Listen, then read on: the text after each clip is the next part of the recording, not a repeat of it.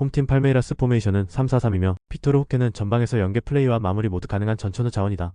마우리시우는 측면에서 1대1 돌파와 크로스 능력 모두에서 장점을 보이고 있으며 리오스는 중원에서 폭넓은 활동량과 수비 지원 능력을 겸비한 유형이다.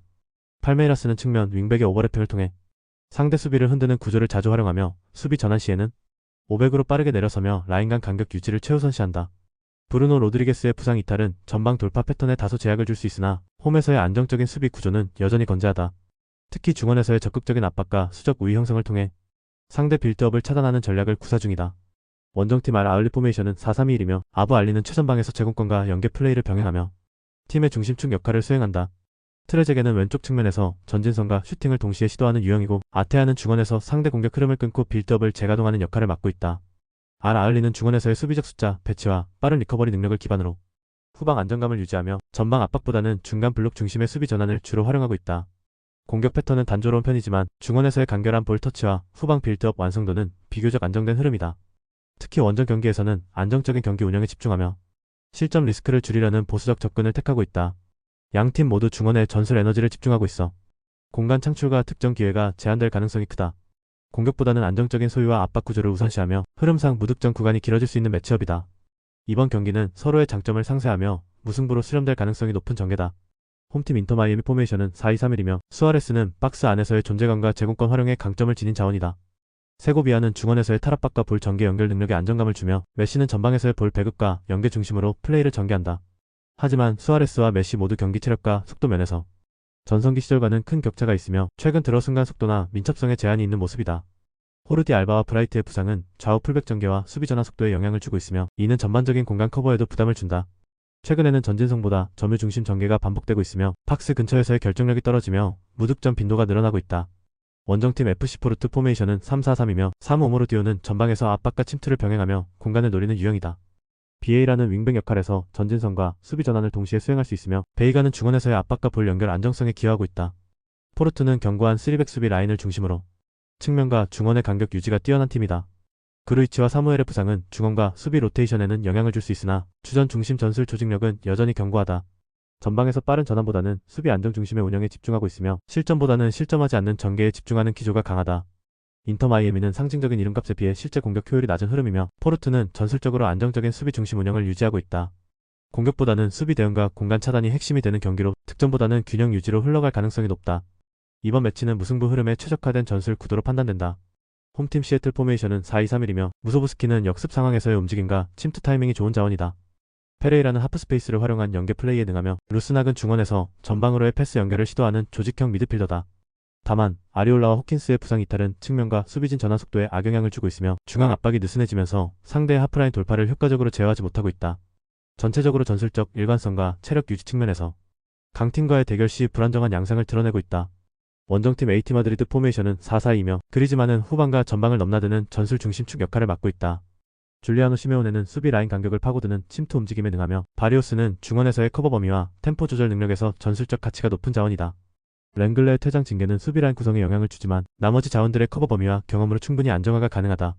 공간을 만들어가는 패턴과 빌드업 연결의 매끄러움에서 시애틀과는 확실한 레벨 차이를 보이고 있다. 시애틀은 핵심 자원의 부상 공백과 미드필더 전환 흐름에서 약점을 노출하고 있다. AT 마드리드는 압박 회피와 하프라인 전개에서 안정적인 구조를 형성하며 경기 흐름을 선점할 수 있는 팀이다.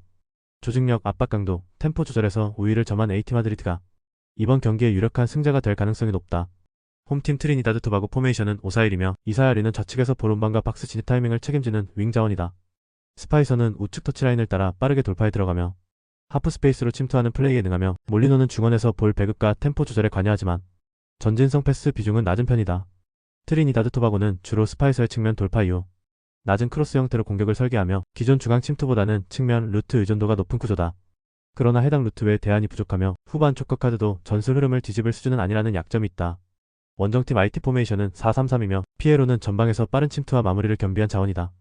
디드스는 박스 근처에서 피에로와의 원투 패스로 공간을 열어내는 전술에서 핵심 연결고리를 담당하며 피에르는 중원에서 수비적인 커버와 공격 전환 모두에 참여하지만 창의적인 전개력은 제한적이다. IT 역시 이들 패턴 플레이 이후 빠르게 침투하는 단조로운 루트 외에 전방 압박이나 다양한 공간 활용 패턴이 부재하며 선발과 교체 자원 간 영향력 차이도 크지 않아 전반 후반 경기 내용 변화 가능성은 낮아 보인다. 트리니다드 토바고와 IT 모두 제한된 공격 루트를 반복하는 경향이 강하고 전술적인 대안이 부족한 흐름 속에서 특히 득점 기회가 제한될 가능성이 높다. 공격 완성도와 전술 변화 모두 제한적인 이 경기는 무득점 또는 저득점 흐름으로 이어질 수 있다. 홈팀 파리 생제르맹 포메이션은 4-3-3이며 곤살로 라모스는 박스 안에서의 위치 선정과 마무리 능력이 뛰어난 자원이다. 크바라트스켈리아는 측면에서 아이솔레이션 상황을 유리하게 끌고 가며 단독 돌파 능력이 탁월하고 피티냐는 중원에서 볼 배급과 공간 지원에 안정감을 부여하며 공격 흐름의 연결고리를 맡고 있다. 특히 세트피스 상황에서의 날카로운 킥과 박스 근처 세컨볼 반응 속도는 매우 위협적이다. 공격 시 이선과 측면의 연계가 활발하고 압박 이후 빠른 전개 전환으로 경기 주도권을 장악하는 패턴이 반복되고 있다.